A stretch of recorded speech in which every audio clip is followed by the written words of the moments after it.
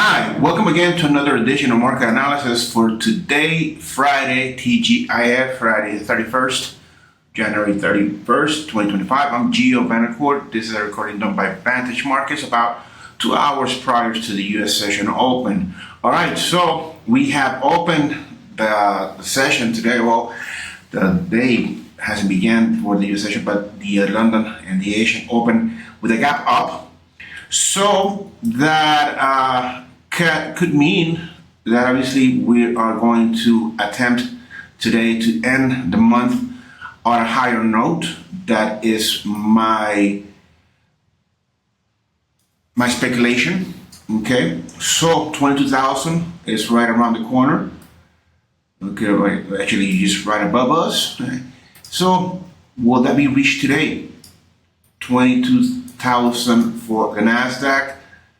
Well, we did have, some good companies coming out and beating expectations. Some not much. So far today, Chevron is obviously also in one of those beating expectations, but Chevron doesn't listen to the Nasdaq. But we're gonna continue to receive those news throughout the day. Some after the market, some before the market. So speculation is to the upside. That's what I'm assuming that this will do. That's for the Nasdaq. I mean, we could also come in and use the trend-based fib extension. You can use where the candle open or the low of the wick. Just because for some reason it went that high. So let's measure this, and we can use basically the Fibonacci extension numbers as our probable level of resistance. So let's do that. So 0.38% and the golden ratio. There you go. Let's see if that will happen today. Now, in the event that the market retraces, okay, well, let's retrace what? Well, we're gonna retrace this movement, yesterday's movement, right? So you could use that 0.38%. Wait a minute. So the retracement from high to low. There you go. Now we're talking. Okay, so we could use, I'm gonna use the golden ratio as our first level of support and the 20-day moving average as our second. We could use also the 0.38% if you want to. But, okay. That's our levels for the Nasdaq. As far as the other assets, I mean, I'm not gonna do the same thing. You could do that yourself. So let's use just the upper Bollinger Band because of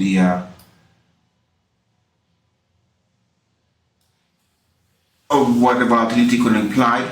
But let's use that high and see if today the S&P will be closing around those levels.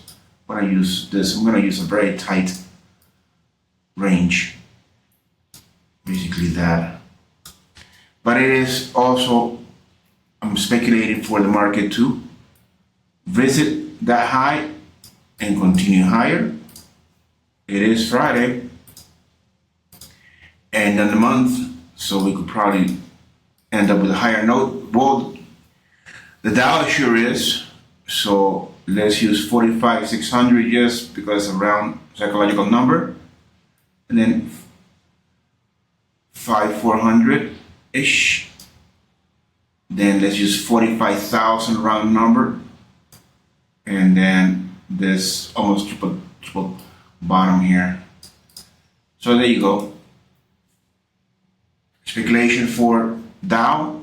Well, we are making new highs, so movement to the high, moving not that much, really, or it will. Then we have crude oil. So we have crude oil just within range, still not that 50-day moving average is acting as very strong support. Right now, the market is flipping around it. So another attempt, a lower attempt, and another rebound, perhaps, like yesterday. Or will today will continue and break 72 and then do this. We'll see what will happen today. It is Friday. Nat Gas, it is trending lower, below our level of support. Lower Bollinger Band, 50-day moving average. Yesterday's swing high in 370 our second.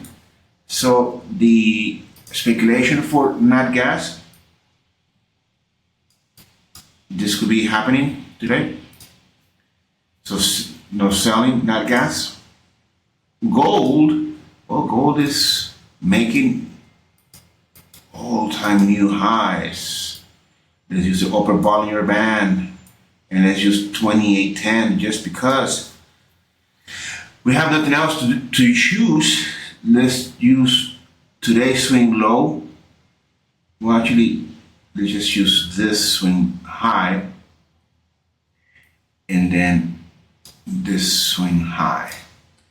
So we are in new territory. So let's see if we could reach that 2810, 3,000 by end of March. So silver is a nice move, parabolic movement yesterday. We are completely out of everything. So let's get some new levels. $32 at first level just because it's $32 round number and 32.20 second one. Let's use this level right here, so probable level of support, and then the crossing of the moving averages. So silver, a lot of demand for silver. This movement right here and then quickly retreating and closing in the green tells me there's a lot of support going on right here. So I'm going to speculate something like this, move higher and then rebound from that resistance. Then we have copper. Copper is within range, so a nice little breakout setup. Will it break out to the upside or will it break out to the downside? That's a question we will find out later on. Then Bitcoin is just idling within yesterday's range. I'm also speculating that it could do a nice move to the upside. Let's see what will happen. The currencies are looking to maintain themselves. The euro wasn't able to sustain itself above 104. It opened with a gap down below 104. So speculation is going to be to the downside. I'm gonna just use yesterday's open and swing high for the euro, selling the euro. So the pound is also looking just flattish.